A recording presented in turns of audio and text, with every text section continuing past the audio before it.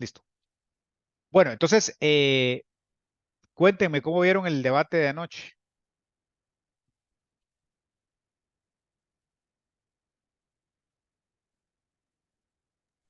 Chicos, o les pregunto.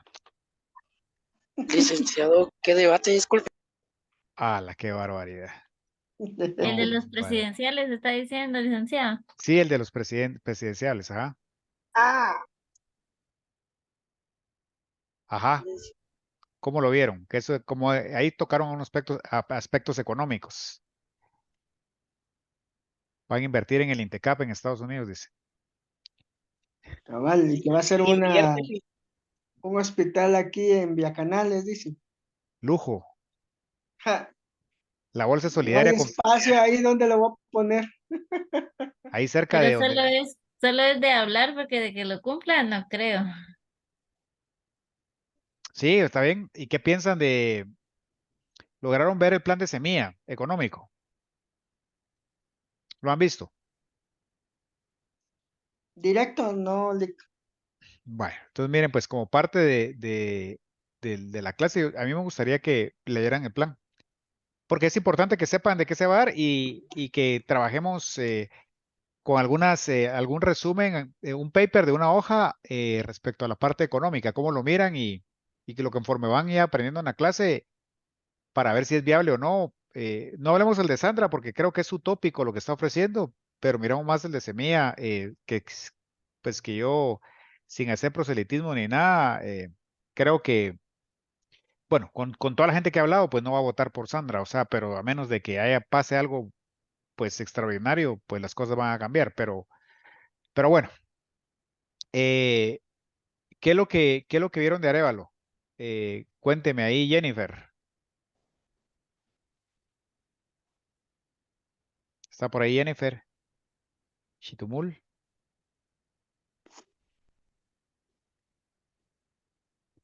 Ok. Jacqueline Monroy. Yo sí medio lo vi, pero no le puse mucha atención. Entonces no lo vio.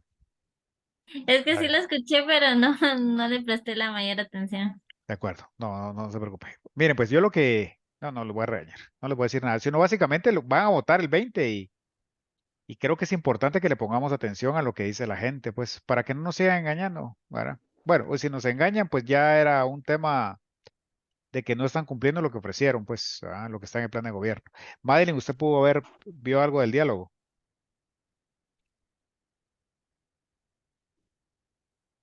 No, licenciado, realmente no lo vi, pero estoy al pendiente de buscarlo en YouTube, aunque sea.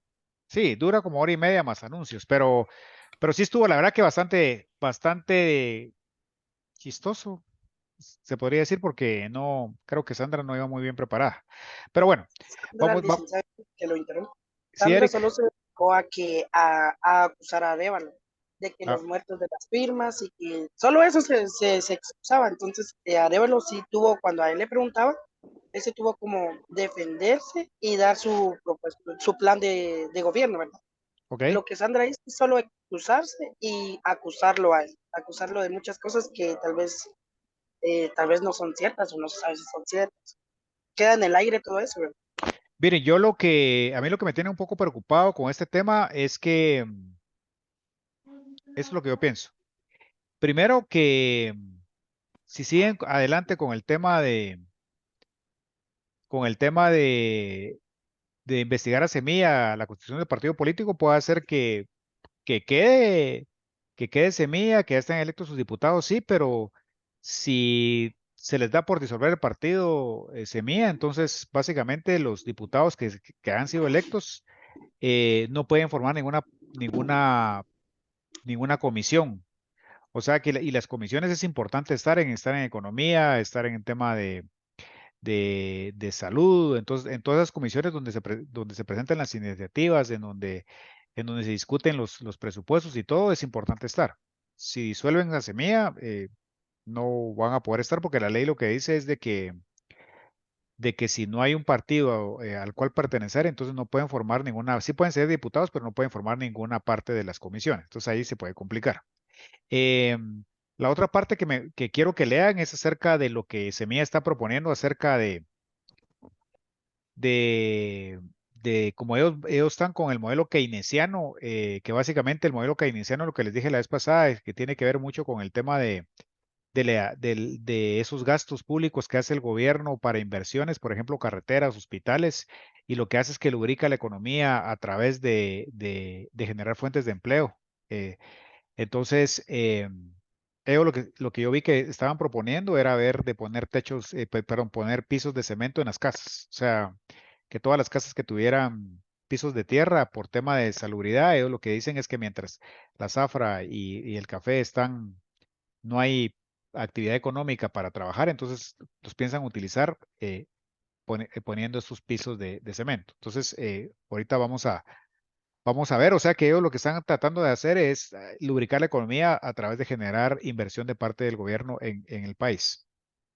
O sea, los libertarios no están muy de acuerdo con esto porque dicen que pues el Estado debe intervenir lo menos posible.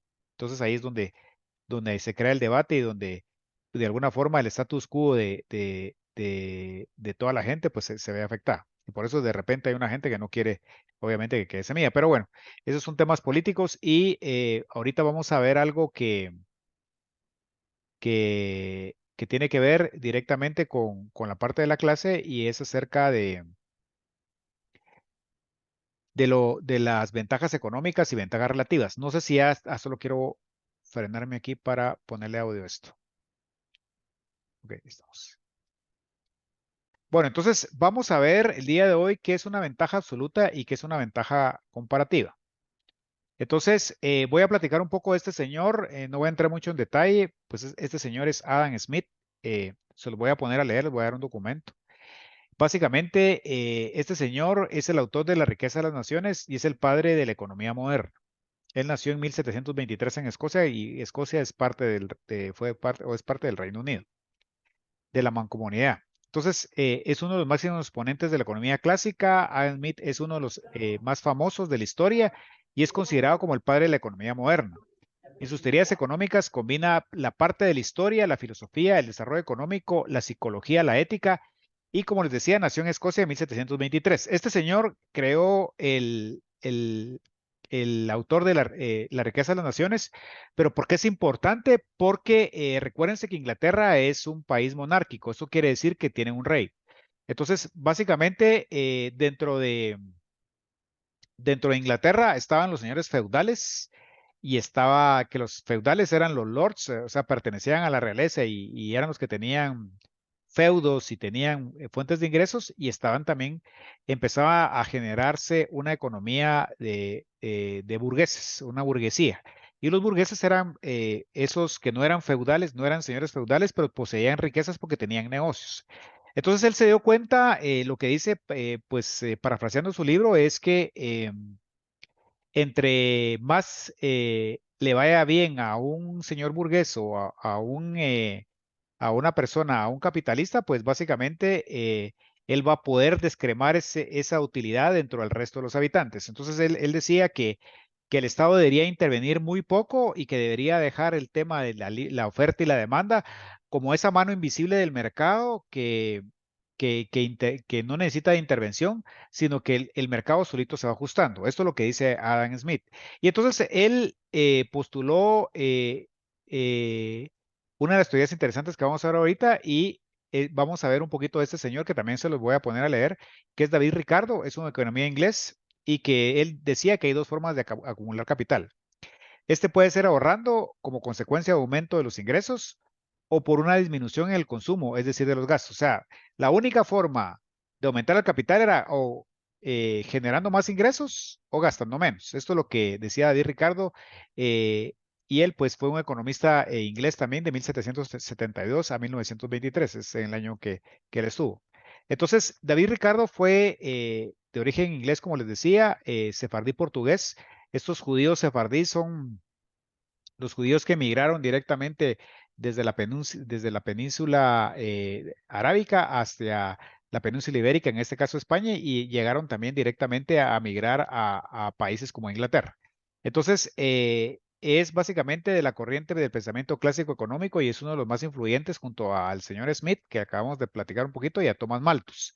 Entonces, lo que decía este señor Adam Smith en la ventaja absoluta, básicamente es que un país exportador es aquel que de un bien posee una ventaja absoluta. O sea, quiere decir que básicamente el número de horas hombre empleadas para producir este bien es más bajo comparado con los demás países. O sea, quiere decir que el país más eficiente en términos de hora hombre de producción era el que tenía la ventaja absoluta para poder exportar ese bien. Entonces, para que me vayan siguiendo un poquito, aquí hay un ejemplo. Entonces, aquí hay zapatos y hay bananos. Y tenemos a Guatemala y a Costa Rica, ¿sí? Entonces, Guatemala, en este ejemplo, no vamos a ver el contexto que está atrás y cómo calcular las horas hombres, sino esto es a nivel general, pero básicamente para que entiendan qué es ventaja absoluta y ventaja relativa. Entonces, Guatemala se tarda en horas hombre en producir zapatos 10 horas, un zapato. Y Costa Rica se tarda 25 horas, ¿ok? Y en el caso de banano, Guatemala se tarda 20 horas y Costa Rica 12. Entonces, ¿qué quiere decir esto? Que Guatemala tiene la ventaja absoluta en la producción de zapatos y que Costa Rica tiene la ventaja absoluta en la producción de banano, ¿sí? Entonces Guatemala tiene la ventaja en la producción de zapatos y Costa Rica en la producción de bananos y de tal forma que Guatemala va a exportar zapatos a Costa Rica y va a recibir de bananos de regreso. Entonces, esto es lo que decía de lo que es la ventaja absoluta. Entonces, continuando siempre con el mismo ejemplo, eh, ¿qué pasa si dentro de este mismo ejemplo miramos que Guatemala en este caso se tarda 80 horas, hombre, en producir zapatos, Costa Rica 120 horas, hombre, y en bananos Guatemala se tarda 90 horas y Costa Rica 100 horas en producir estos bananos? Entonces, ¿qué quiere decir esto? Que Guatemala tiene la ventaja absoluta en la producción de zapatos y Guatemala tiene la ventaja absoluta en la producción de bananos. Entonces, básicamente no habría intercambio. Si Guatemala tuviera esas ventajas absolutas, Costa Rica no le interesaría recibir los productos porque básicamente se estancarían las economías. Recuérdense que Guatemala es uno de los mayores productores de caña de azúcar, de café y de cardamomo. Pero países como Brasil, Vietnam, en el caso de Brasil, pues es el mayor productor de caña de azúcar y de café del mundo. Si lo comparamos con Guatemala, entonces Guatemala no exportaría ningún café a ningún lado porque Brasil tendría la ventaja absoluta a la hora de exportar. Igual con el tema del banano. Entonces, y recuérdense que Guatemala es un país netamente importador, o sea que casi todo lo importamos y exportamos muy poco. Y eso también se debe mucho al tema de que nos hace falta tecnología y al tema de las ventajas absolutas que producen los países. Entonces, aquí este señor David Ricardo se puso a pensar eso, o sea, pero el intercambio debería existir. Eh, no, es injusto que un país que tenga ventaja absoluta en la producción de un bien deje de exportar hacia otro que lo tiene, perdón, que un país que tiene desventaja absoluta en la producción de un bien deje de exportar a otro país. Entonces él postuló una teoría y básicamente lo que dijo es que la ventaja comparativa eh, es de un país exportador, es de aquel bien el que posee una ventaja comparativa. Básicamente, ¿qué es la ventaja comparativa? Es el costo relativo de producir un bien más bajo comparado con los demás países. O sea, y para que me vayan siguiendo, siempre con el ejemplo de Guatemala y Costa Rica, hablemos siempre de zapatos y bananos. Guatemala en este caso se tarda 80 horas en producir zapatos, Costa Rica 120. Pero Guatemala se tarda 90 horas en producir banano y Costa Rica se tarda 100. Entonces ahí Guatemala tendría la ventaja absoluta. Pero ¿qué dice David Ricardo? Lo que dice David Ricardo es que vamos a pasarlo a costos relativos. ¿Y cuál es el costo relativo? O sea, si yo produzco zapatos, estoy sacrificando el tema de producir bananos y lo comparo. O sea, si yo agarro 80 horas que me tardan en producir zapatos y lo divido entre las 90 horas que me tardan en producir bananos, quiere decir que el costo relativo de producir zapatos es de 0.89 horas de banano, ¿sí? O sea que yo me tardo 0.89 horas, perdón, de zapatos que estoy sacrificando por producir bananos. Y en el caso de Costa Rica, dice que producir zapatos se tarda 1.20, porque agarra sus 120 horas de zapatos y lo divide entre 100 horas de banano y es 1.20. Y en el caso del banano, entonces si yo tomo las 90 horas y lo divido entre las 80 horas que me cuesta producir zapatos, yo tengo 1.13, estoy sacrificando las horas de zapato por producir bananos. Y en el caso de Costa Rica, si yo divido 100 dentro de 120, ellos tienen una ventaja comparativa de 0.80. Entonces David Ricardo lo que dijo es que Guatemala tiene la ventaja comparativa de producción de zapatos, Costa Rica tiene la ventaja comparativa en la producción de banano, entonces al final habría un intercambio. Guatemala exportaría zapatos y Costa Rica exportaría bananos. Sí, solo sí, los costos son mejores que en el país también donde se está comparando. Entonces, volviendo a recapitular un poco el tema. Vamos a ver aquí porque esto va apareciendo. Ventaja absoluta es cuando un país se tarda menos horas hombre en producir cierto bien. Entonces, comparado con otros países, o sea, yo tendría que comparar los países para ver quién tiene la ventaja absoluta a la hora de producir los bienes, quién es más eficiente a la hora de producir los bienes.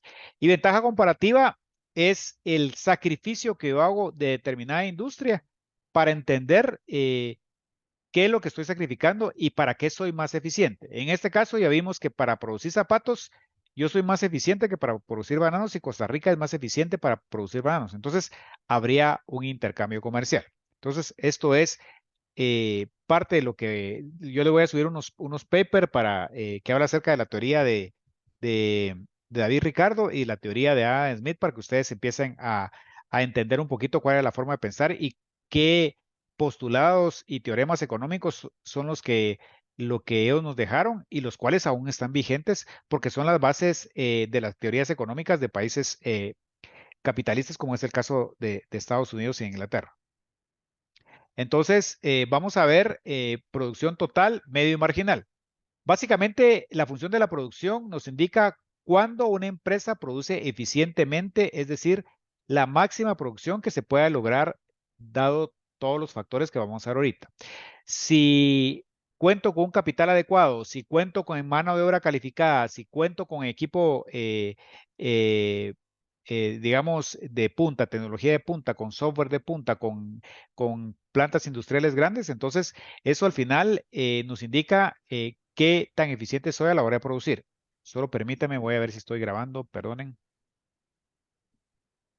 Sí, estoy grabando. Bueno, entonces, aquí hay un ejemplo para ver si me van siguiendo. Ok. Entonces, perdón, me regresé. Yo tengo acá esta gráfica, eso es una planta de cerveza artesanal, digamos, porque tiene poca producción. Entonces, en la primera columna tengo trabajo, número de trabajadores que tengo yo por la planta. En la siguiente columna es cuánto produzco yo con esos trabajadores. En la otra columna es qué producto marginal o cuán creciente o decreciendo es mi producción marginal. Y en la última es el producto medio, que básicamente el producto medio es la división entre el producto total dividido los trabajadores. Entonces, aquí lo que dice la teoría es que cuando yo tengo un trabajador o el postulado este, yo puedo producir 12 cervezas en el día. Pero cuando yo ingreso 2 trabajadores, entonces yo produzco 20 cervezas, estoy decreciendo en 8 mi producto marginal, porque si uno producía 12, con 2 produzco 20, decrezco 8, porque si hubiera pues, seguido produciendo igual, yo estaría produciendo 24 unidades. Pero no, perdón, aquí estoy decreciendo 8. Entonces, en la primera es 12 dentro de un trabajador, o sea, 12, y en este caso es 20 dentro de es 10, o sea que aquí estoy decreciendo.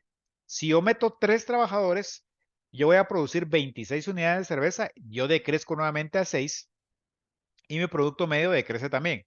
Quiere decir que estoy produciendo por mis 3 trabajadores en el total de la producción, si yo lo saco un promedio de 8.7 y si meto un cuarto trabajador y producimos 30 cervezas, básicamente estoy volviendo a decrecer otra vez el producto marginal a un 4 y básicamente mi producto medio decrece también a un 7.5. O sea, ¿qué significa esto y por qué sucede?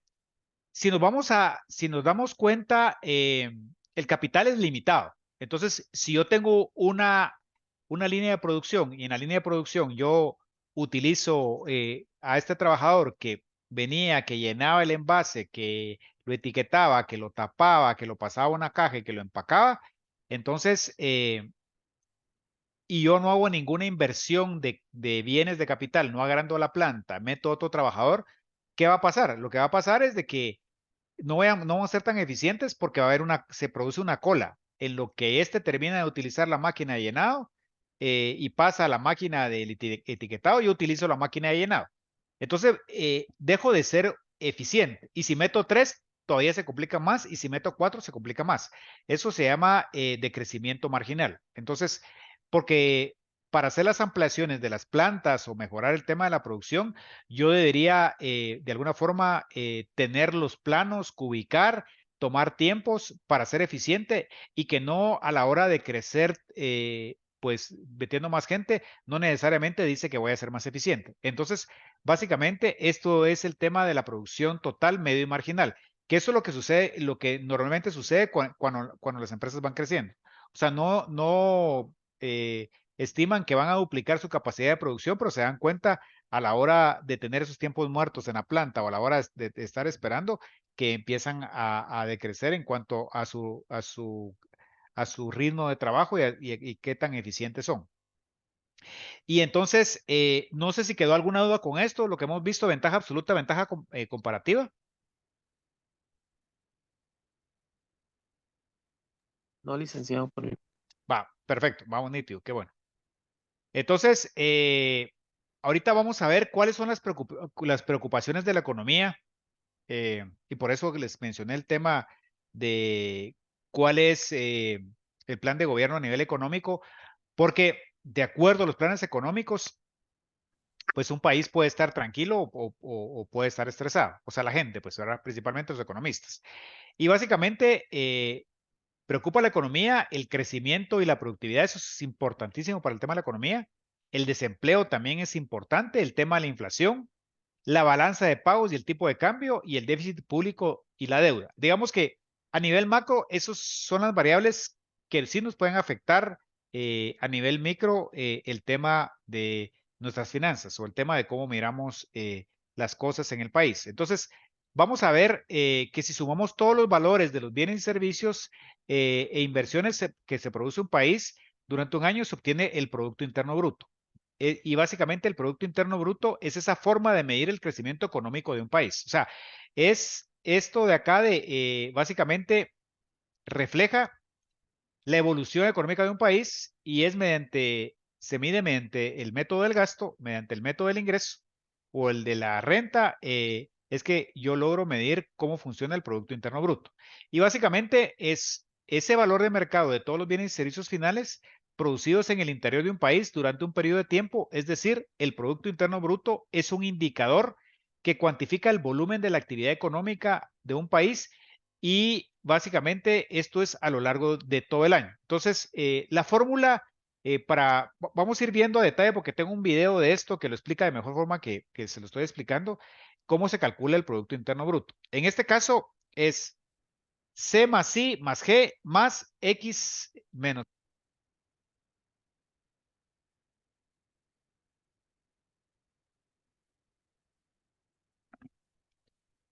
Pero voy a parar que creo que se fueron mis audífonos. ¿Me escuchan? Ok. Sí, Sí, licenciado. Ok, sí, es que se me apagaron mis audífonos, disculpe.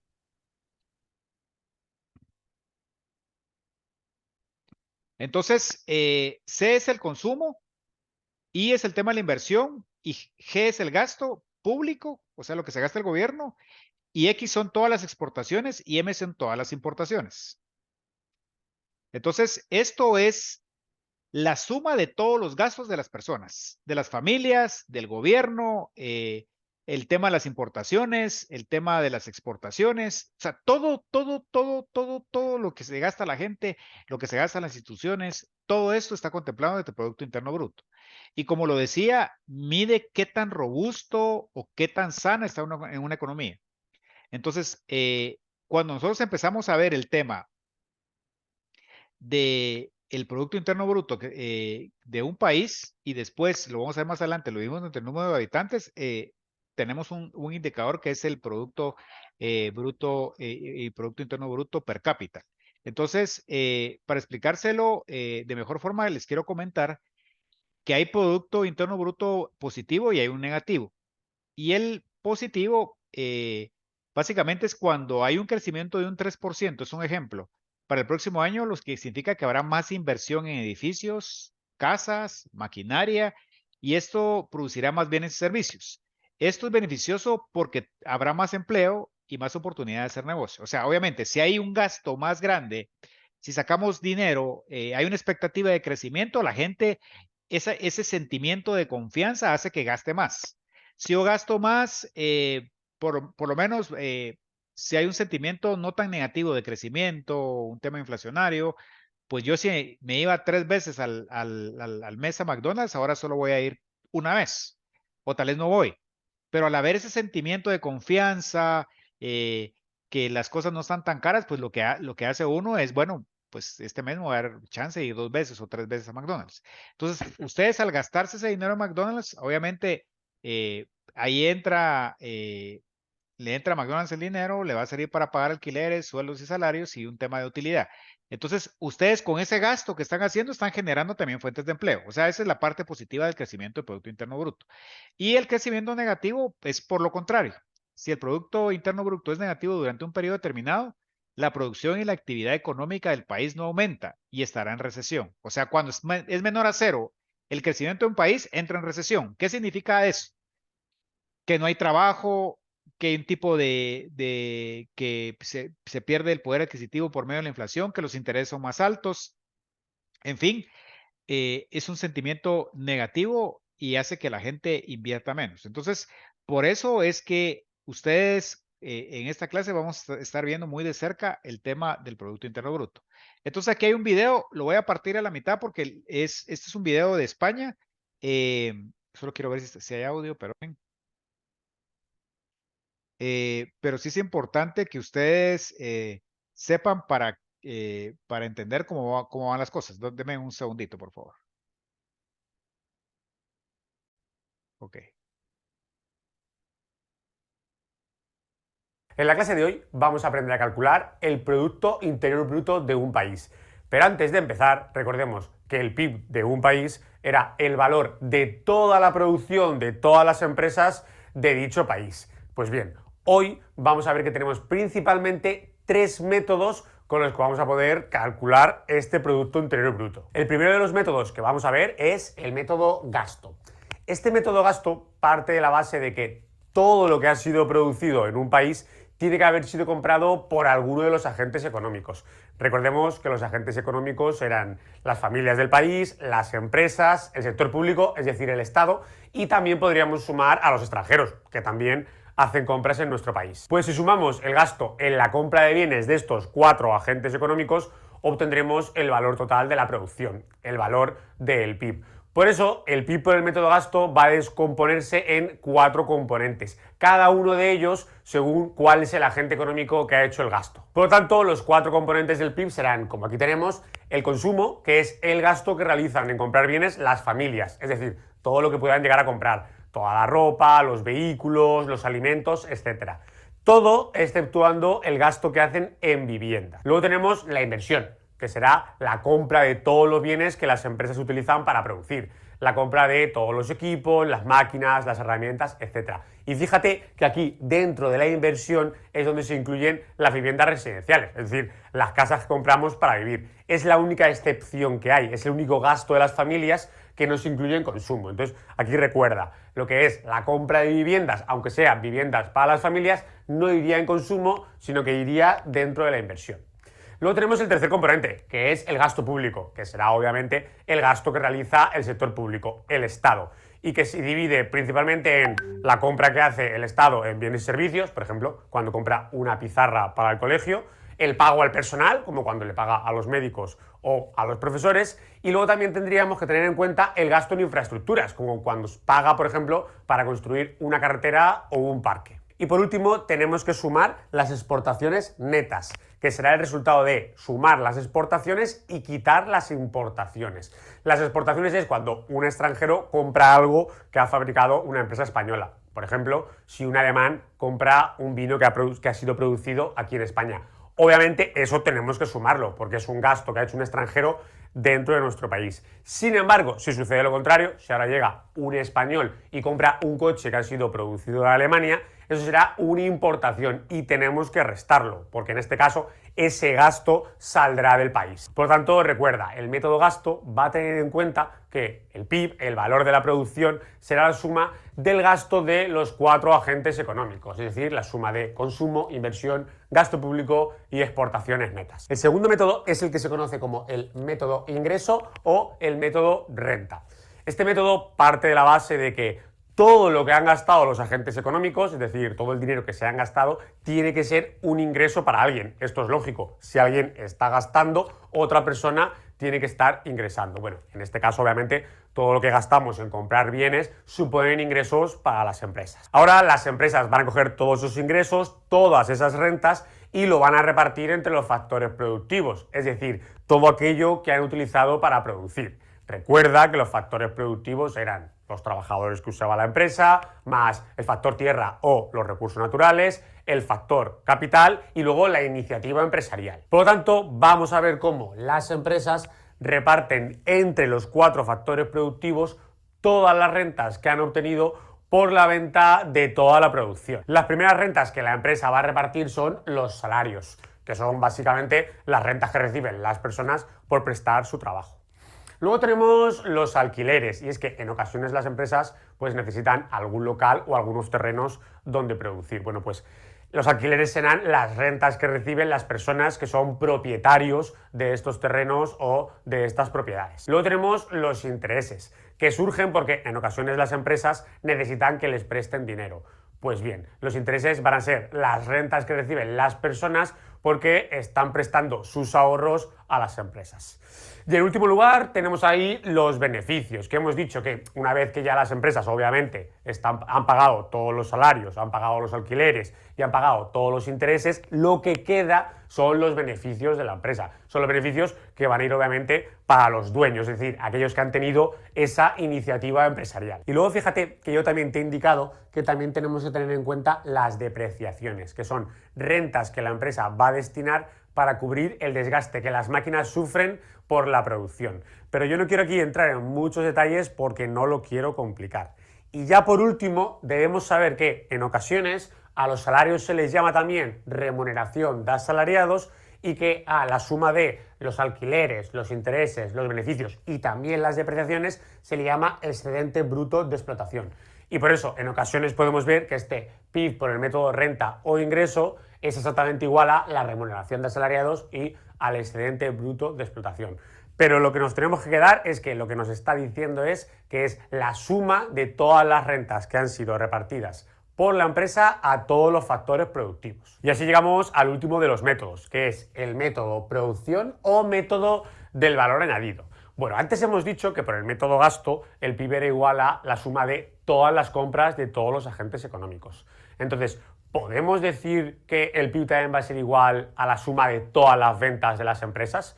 Parece lógico, ¿no? Si hemos dicho que alguien está comprando un producto, obviamente tiene que haber una empresa que lo esté vendiendo. Pues esto sería correcto siempre y cuando las empresas vendieran solo a los consumidores finales, es decir, a las familias. Sin embargo, en muchas ocasiones las empresas se compran productos entre sí.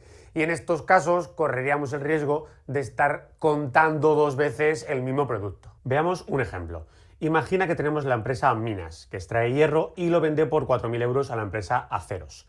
Esta transforma el hierro en acero y lo vende a la empresa Coches por 9.000. La empresa Coches transforma el acero y vende el coche a una familia por 20.000 euros. Si sumamos el valor de la producción de todas las empresas, diríamos que el PIB es de 33.000 euros. Pero así estaríamos contando el valor del acero dos veces. Una, cuando lo vende el productor de acero al de coches, y otra vez cuando el acero es vendido a la familia como parte del coche que compran. Y el hierro sería contado tres veces. Una, cuando lo vende la empresa Minas al productor de aceros, otra cuando es transformado en acero y vendido al productor de coche, y una tercera cuando el acero es incorporado al coche y vendido al consumidor final.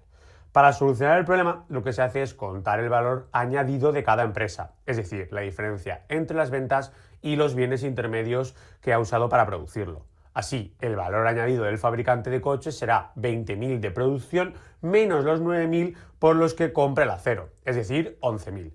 El valor añadido del productor de acero será 9.000 de ventas menos 4.000 de coste del hierro, es decir, 5.000.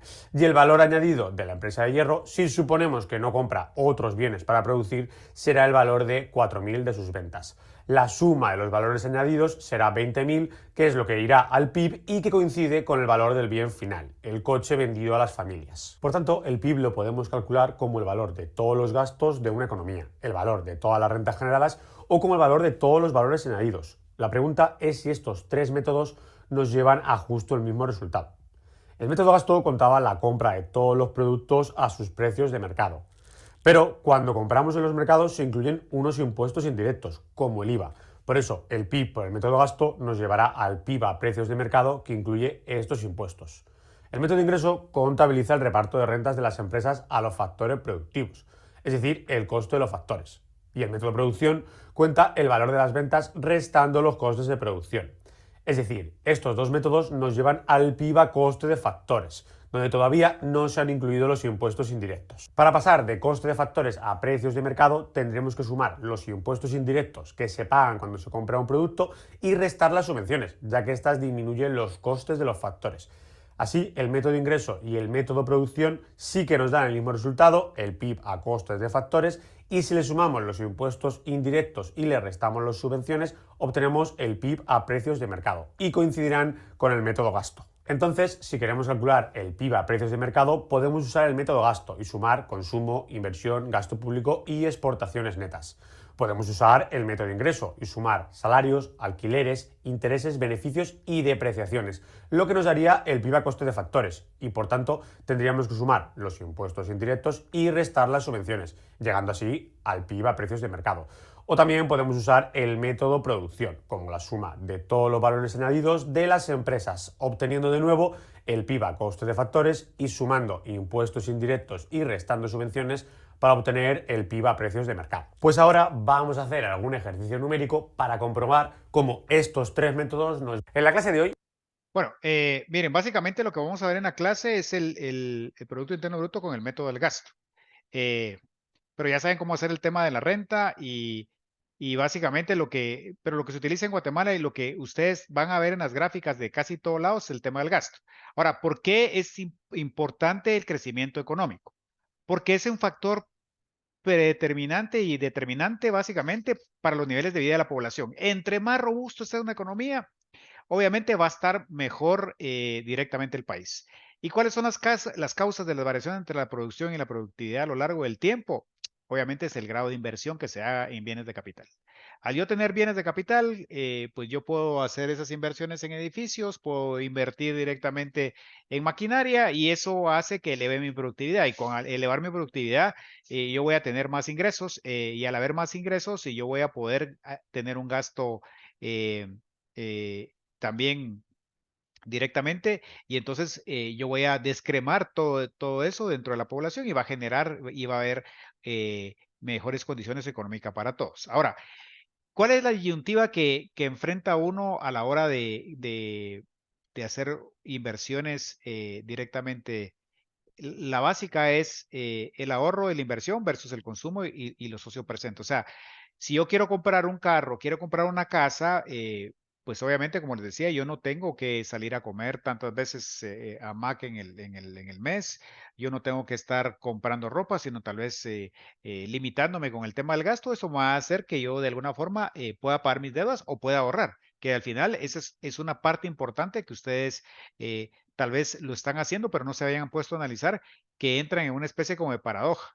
Aunque en teoría es fácil de hacer, difícil es ejecutar el tema de ponerse con dejar de consumir y dejar de gastar en temas de ocio, ¿ok? Luego, aquí hay una gráfica que muestra cómo, pues, las proyecciones del Producto Interno Bruto de los países. Aquí está Estados Unidos con 5.9 de crecimiento, perdón. Aquí está directamente cómo está el crecimiento de los países en 2021. Aquí 5.9, en el 2022 decrece 2 puntos. De ahí el 1.4 está en la proyección 2023, algo negativo, y en 2024 1. O sea que básicamente Estados Unidos casi lo que se está vaticinando es que entre en una etapa de recesión. Y lo podemos ver con indicadores como el banco de Silicon Valley que quebró, pues que afectó a muchos bancos. Lo vemos también con las alzas de la tasa de interés que está en Estados Unidos, con el desacelere de la parte económica del tema de la producción. Entonces, hay una situación compleja en Estados Unidos y miramos que Puerto Rico va a entrar en una ¿cómo se llama? Recesión muy pronto, en el 2024 es lo que está marcando. Puerto Rico es un estado asociado de Estados Unidos y depende totalmente de él.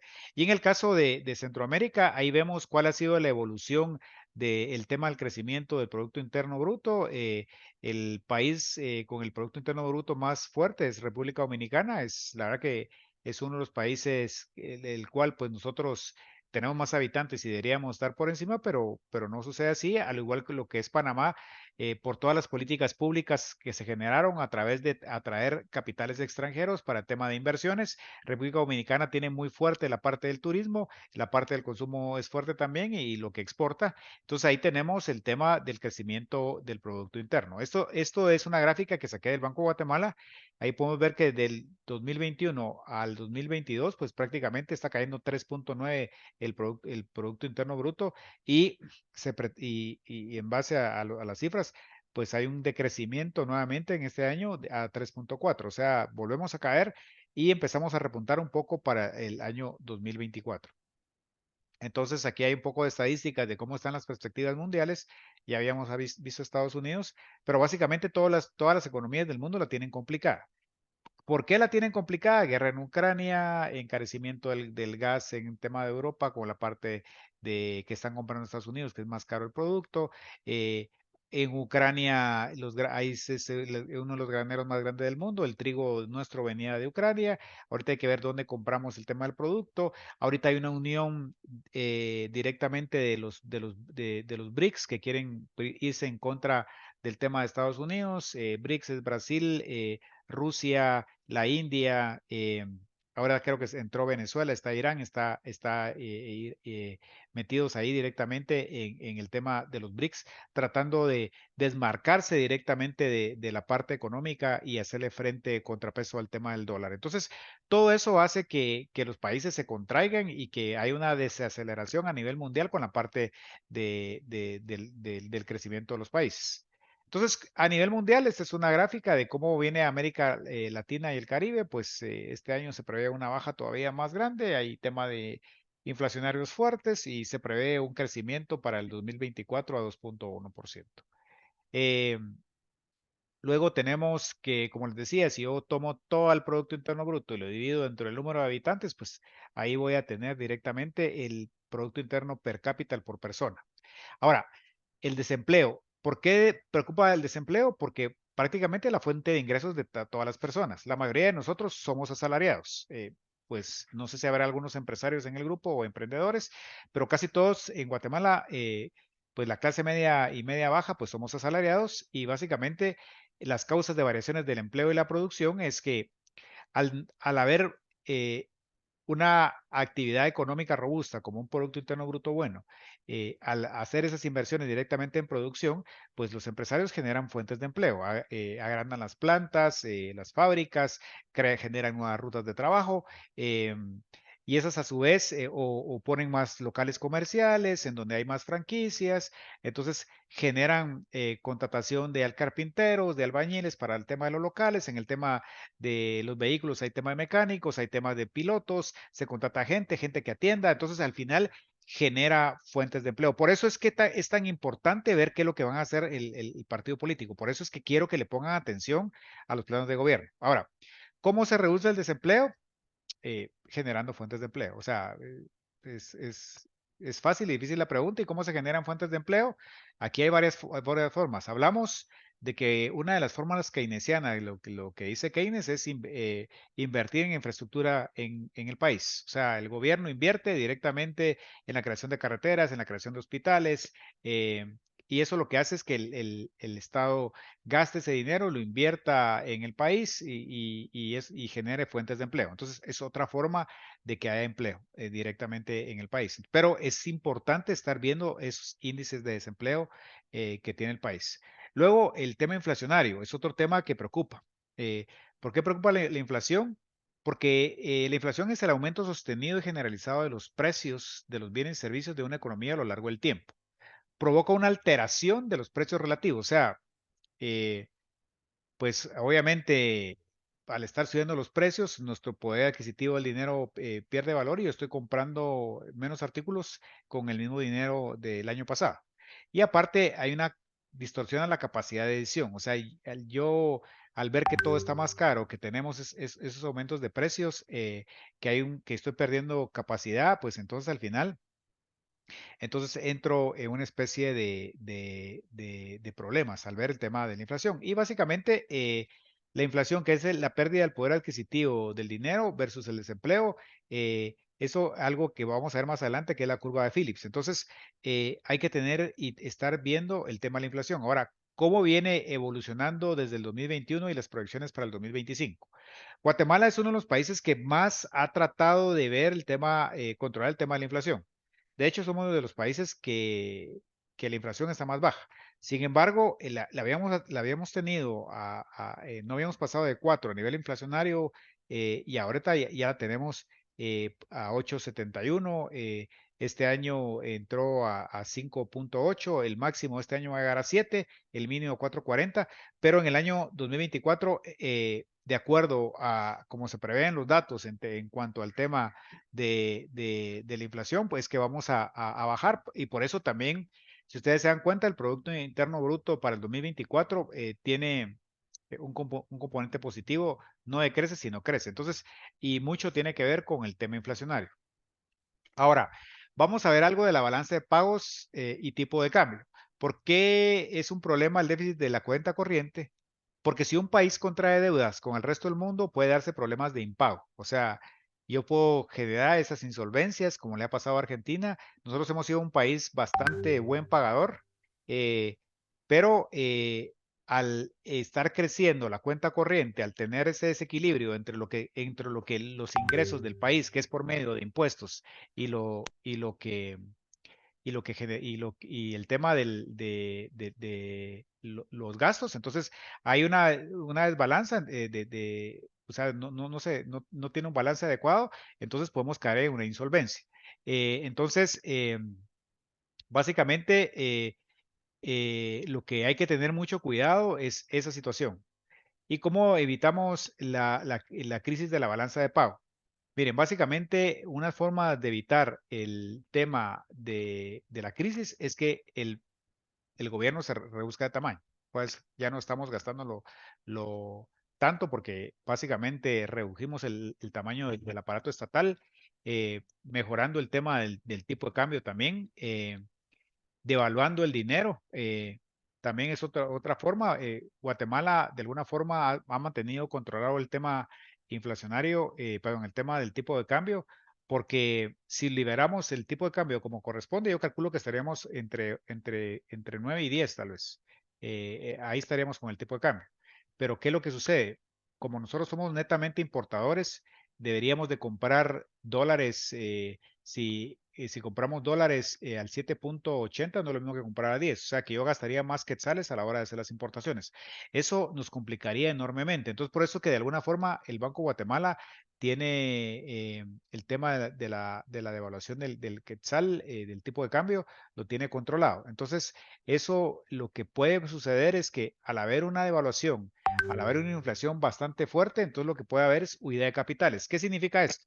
Que yo voy a ir a un país voy a ir a un país en donde pago menos impuestos y voy a ir a un país en donde la devaluación no es tan fuerte. Entonces, es por eso que a veces hay países que mudan sus operaciones, como lo que sucedió hace años con gente de Nestlé que tenía plantas acá que trasladó a Costa Rica, como lo que pasó con Vigua que trasladó sus plantas. No solo es un tema de sindicatos, sino otros temas, sino que tiene que ver el tema de la devaluación y cómo está comprando para comprar sus materias primas. Eso es importante estar observando. Luego, el tema de la déficit y la deuda público.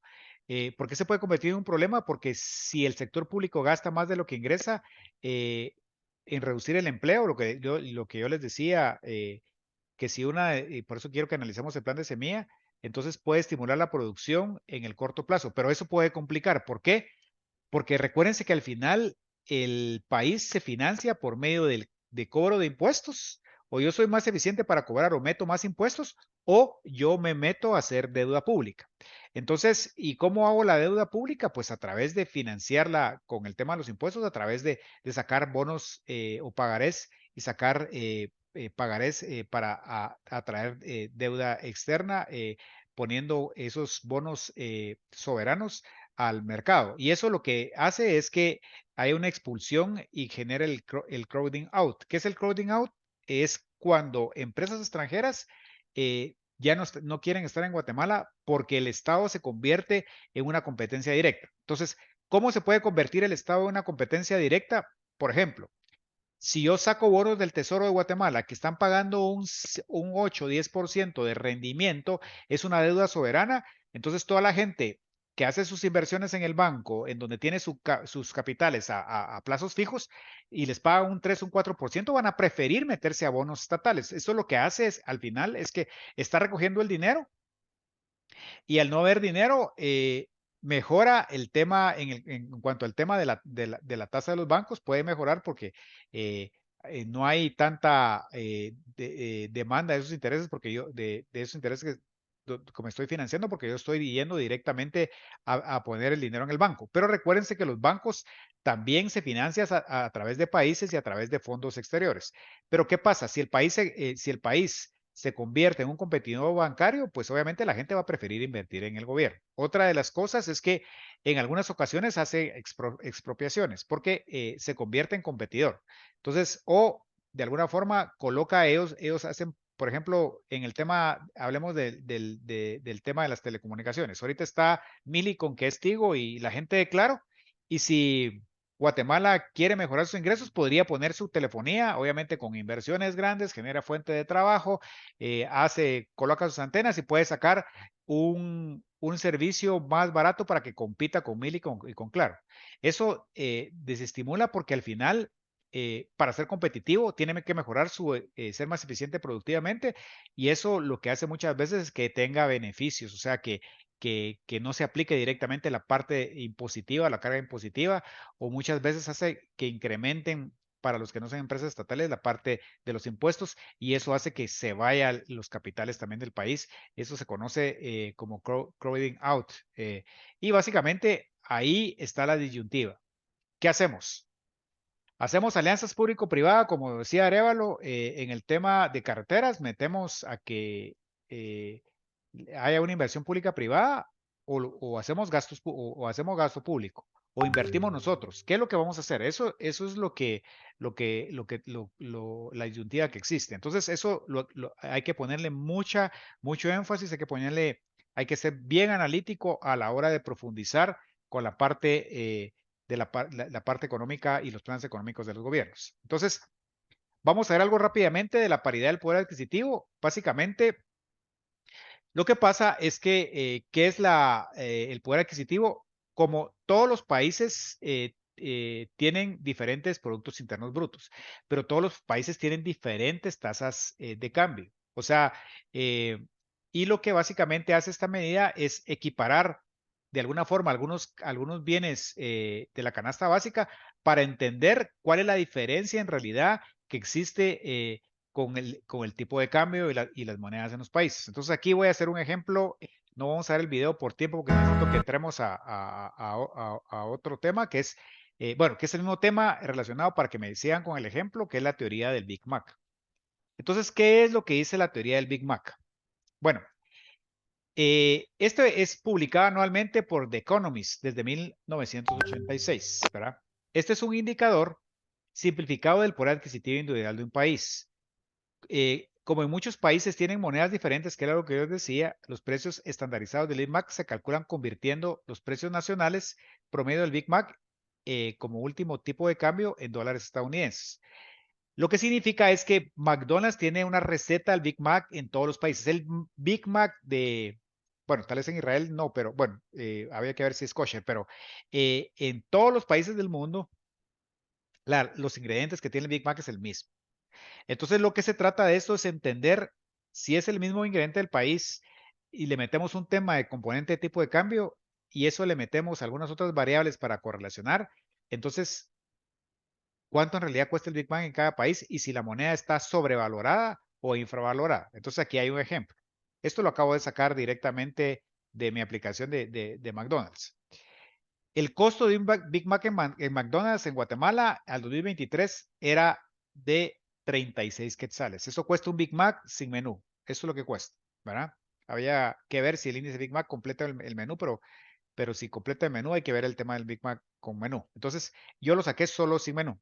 Entonces, cuesta 36 quetzales. Entonces, pero aquí hice mala cuenta, aquí son 32 o 36, no sé si qué escribí mal aquí, pero yo agarro mis 36 o 32 quetzales, los divido entre 186 y me da que el Big Mac en Guatemala cuesta 4.07 de dólar. Eso cuesta un Big Mac en Guatemala. El mismo Big Mac con los mismos ingredientes en Estados Unidos cuesta 5.15. O sea que es más barato el tema del Big Mac en Guatemala. Sin embargo, aquí es donde viene la parte del análisis que quiero que hagamos. Sin embargo, si yo tomo el salario mínimo del guatemalteco, no hablo de la agricultura, sino del país, que es de 3,000 y fracción, que son 104 quetzales al día, lo divido dentro de 8 horas y eso lo divido dentro del tipo de cambio, entonces cada guatemalteco en el salario mínimo la hora la está ganando a 1.65 dólares la hora, si yo lo dolarizo. Ahora, yo tomé, como en Estados Unidos se maneja diferentes tipos de cambio en diferentes estados, el de Washington es el más de los mejores y ellos pagan 17 dólares la hora. Quiere decir que para comprar un Big Mac en Guatemala, yo tengo que trabajar 2.14 horas para comprar un Big Mac.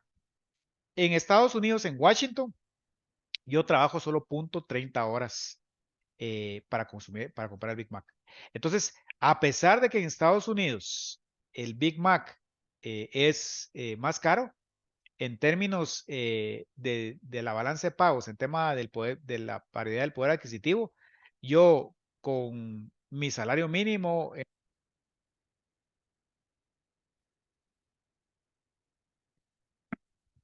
¿se fue el audio? ¿Me escuchan? Se le fue un momento el audio, Lick. Ah, ok, perfecto. Sí, es que se me apaga. Entonces, yo estaría, pues, trabajando punto 30 para el tema del Big Mac. Entonces, ¿qué es lo que necesito que haga ahorita en este momento? Bueno, si me van siguiendo. Yo subí una tarea ahorita y lo que necesito que hagamos es que hay un índice que yo le subí también en el material de la clase. Necesito que bajen ese índice, ¿sí? Y necesito que evaluemos todos los países de Centroamérica. ¿Cuánto vale el Big Mac en cada país de Centroamérica? ¿Sí? Y necesito también que saquen el tipo de cambio de cada país. Me acuerdo que en Honduras ese es el empira, en Costa Rica son los colones, en ¿cómo se llama? En El Salvador son los dólares, creo que colones hay en Honduras, o Córdobas, no sé si es Córdobas en Panamá, bueno, alguna de estos tipos de cambio. Entonces, necesito que de aquí a Panamá saquemos cuánto vale el Big Mac, ahí está el índice en el material de la clase, que ustedes estipulen el tipo de cambio. Y adicionalmente lo que necesito es que saquen cuánto cuesta el galón de gasolina o el litro de gasolina. Si está en litro, pásenlo a galones o de galones pasan los litros. Ustedes, aquí trabajémoslo como en Guatemala, aquí son galones. Entonces, si en otro país se miden litros, entonces hay que pasarlo a galones. Y después, ustedes comparando cuánto cuesta el precio del combustible en Centroamérica, si yo hago un intercambio con ya un canje de galones de combustible por Big Mac, ¿cuántos Big Mac tengo que pagar por un galón de gasolina o cuántos litros tengo que pagar por un Big Mac? Eso es lo que necesito que hagan. También quiero que le pongan un poquito más de su salsa, o sea, metamos, si podemos averiguar del tema de los salarios mínimos y dolarizarlos, buenísimos también para comparar a nivel Centroamérica cómo está el tema, cuántas horas me gastaría en hacer el tema de Big Mac, solo para que entiendan un poco el tema. Y, pero puede ser que haya países más caros que el nuestro, pero el factor seguridad es importante. O sea, si quieren investigar un poquito más de la seguridad, háganlo como para robustecer el tema de la tarea. Pero básicamente lo que yo quería que entendieran es cómo funciona esta paridad de poder adquisitivo y esta teoría del Big Mac. ¿Ok? ¿Hay alguna duda para lo que vamos a hacer ahorita? De camino me quedó claro las instrucciones. ¿Puede repetirlas? Disculpen, Sí, por favor. las instrucciones es, agarrás cuánto vale Big Mac en toda Centroamérica. Sacás cuánto vale, investigás en internet cuánto vale el galón de combustible o el litro de combustible en Centroamérica. Los dolarizás, tanto el Big Mac como el galón de combustible. Y después que hagas una comparación de cuántos Big Mac tengo que, si hubiera un canje, no hubiera moneda, cuántos Big Mac tengo que pagar por un galón de gasolina. Y también que después compararas lo que yo hice ahí de cuántas horas hombre, tienes que averiguar los salarios mínimos de los países de Centroamérica, dolarizarlos, cuántas horas hombre tengo que invertir yo para comprar un Big Mac. ¿Ok?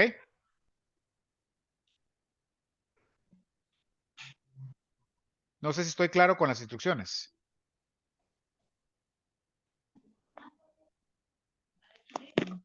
Sí, ¿Ok? yo diría que sí, ¿va?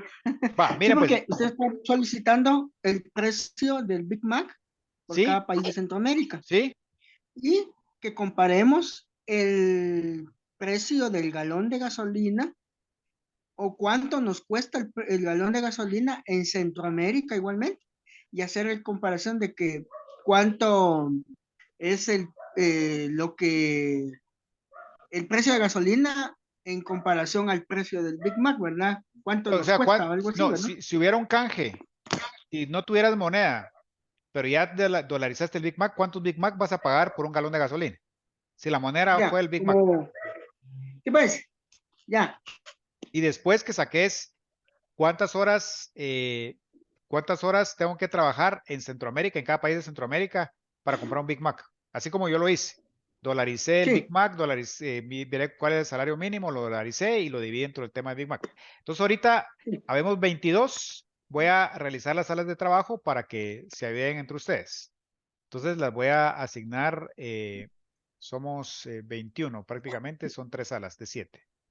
Lick, ¿Ok? una pregunta. Sí. Entonces, igual hay que ver el valor de la gasolina. Sí, afirmativo. Hay que investigar el valor de la gasolina. Galón de gasolina, no de combustible. Súper regular, el galón de la gasolina regular, el más barato. ¿Ok? Ok, gracias. Listo. Ya está abierto el salón para todos.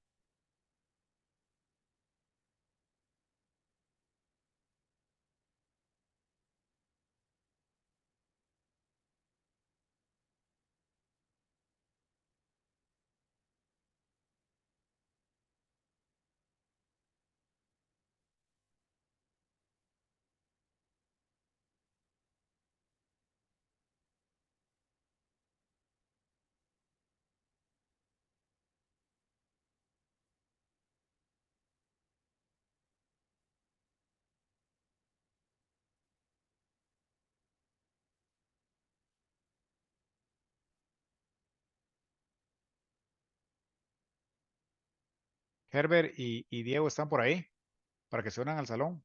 Herbert,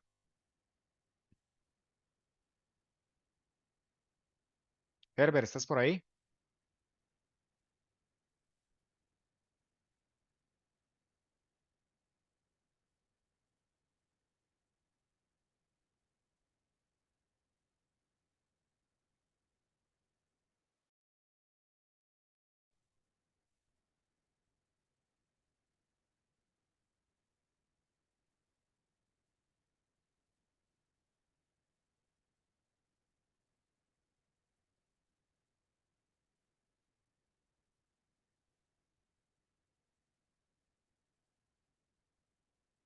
¿Estamos claros con las instrucciones? Freddy, Jessica, Giovanni, Lía, si tienen alguna duda. ¿Sí estamos claros? Ok. Sí, sí. Nick, yo tengo una duda. ¿Dijo que solo era de acá de Guatemala a Panamá o toda Centroamérica Latina? No, es toda Centroamérica. No, y Centroamérica y el Caribe no solo hasta Panamá. Guatemala, Honduras, Salvador, Nicaragua, Costa Rica y Panamá. Con el tipo de cambio del día de hoy para que sea más fácil. Sí, afirmativo.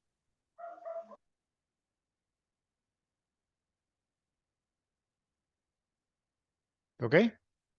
Los dejo trabajar. Miren, yo como lo que quiero es que, pues, que suban la tarea individual, pero pueden trabajar en grupo. Si avanzan ahorita bastante, divídanse el trabajo.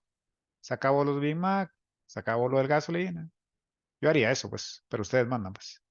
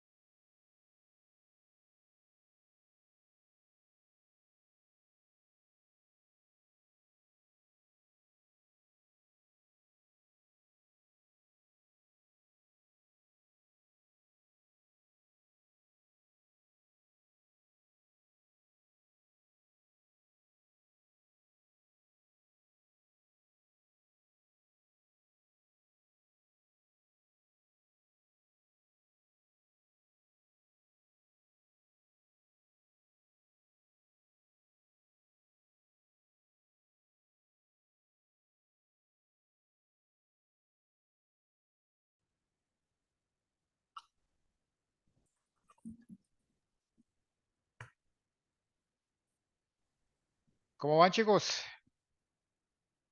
Investigando, Lick. Bueno, miren, pues, una recomendación. El trabajo lo necesito que lo suban en grupo.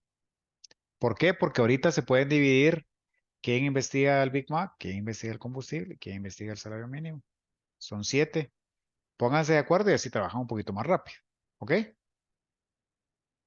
De ahí que construyan los modelos, se trasladan información y ya suben su tarea individual. ¿Estamos? Ok, gracias, Lick. Bueno, bueno. Gracias.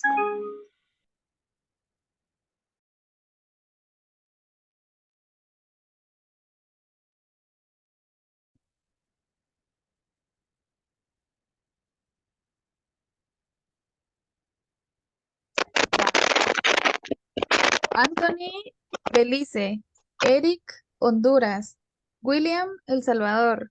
Jacqueline, Nicaragua. Jennifer, Costa Rica. Y Diego Ávila, Panamá. Yo creo que no es justo porque a mí me va a tocar Guatemala, entonces el licenciado ya lo tenía hecho.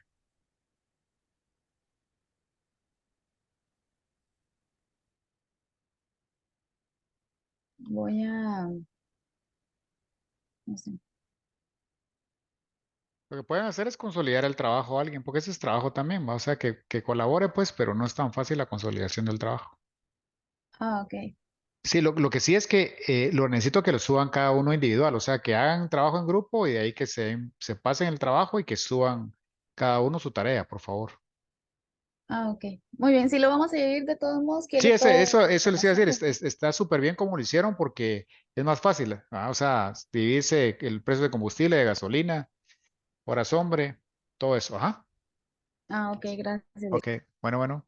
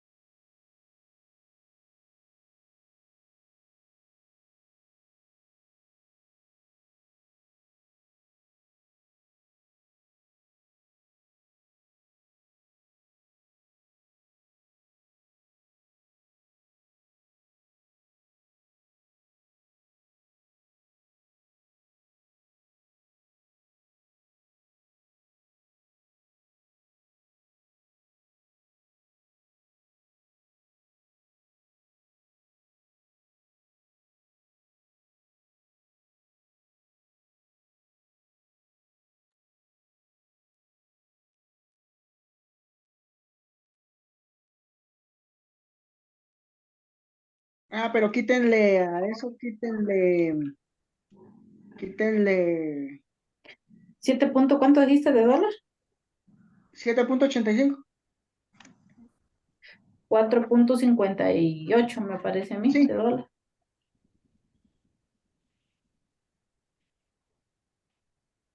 ya tenemos ahí el precio del combustible. Ujú. Y el de los Ok. Big Mac, ¿los tiene alguien para que nos los diga?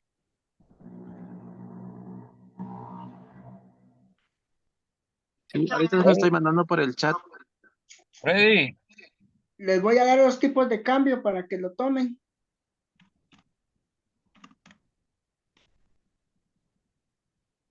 Guatemala 7.85.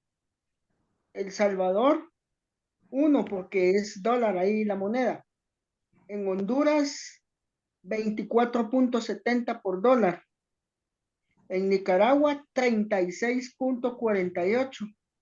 En Costa Rica 540.85 colones por dólar.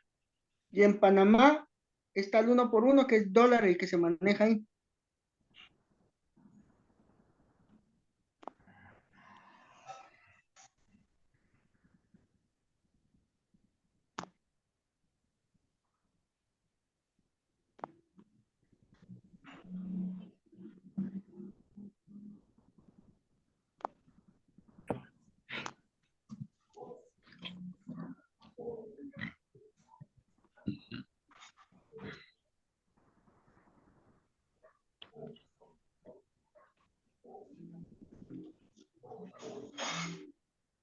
¿Tendrá alguien el precio del Big Mac? Disculpen.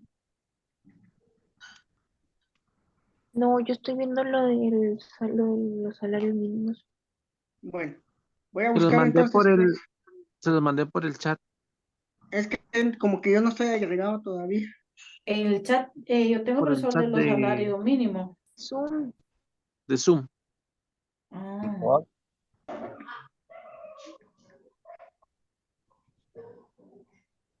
De Zoom. Ah, ya lo vi ahorita. Ok. 3.44. Honduras. Salvador. 3.75. Disculpen, algo más que haya que buscar, así me pongo a buscarlo yo. Es que no estaba, bueno, salió un momento y hasta ahorita que regresé. Ya terminaron de buscar el salario mínimo. Giovanni creo que lo mandó al WhatsApp. Al WhatsApp. Y yo ya lo mandé en el WhatsApp.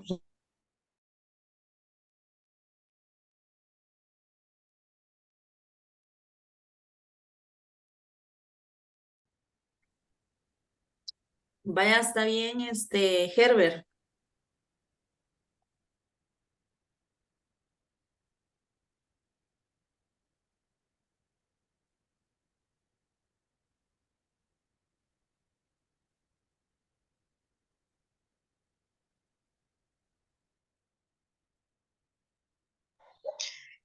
Mircita, yo oí que tú dijiste que mejor en un Excel para ponerlo ordenado.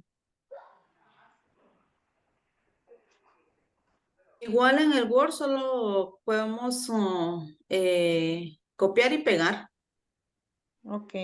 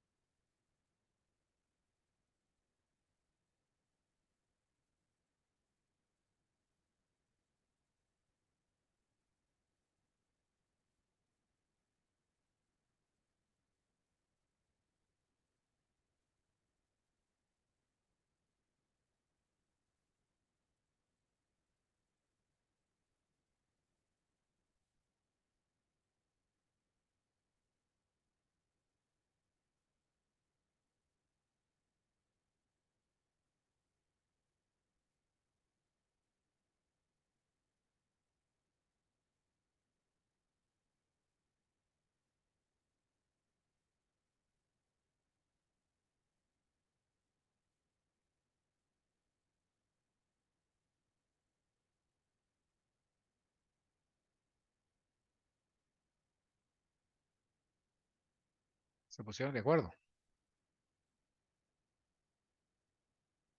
Sí, licenciado, gracias. Yo Bueno, lo que tengo duda es que si solo, como usted dice el ejemplo, solo el Big Mac sin menú. eh, ¿cómo aparece en el índice? eh, de donde usted posteó la tarea, Mire, la ventaja es que creo que ahí aparece un precio. Es el precio que utilice del índice. de la página que usted dio. Exactamente. Ah, ok. Ajá. Bueno,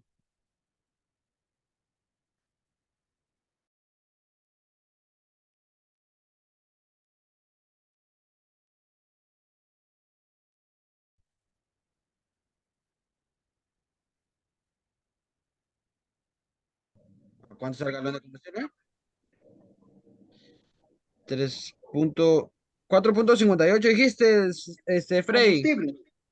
Sí, el combustible, ¿cuánto está?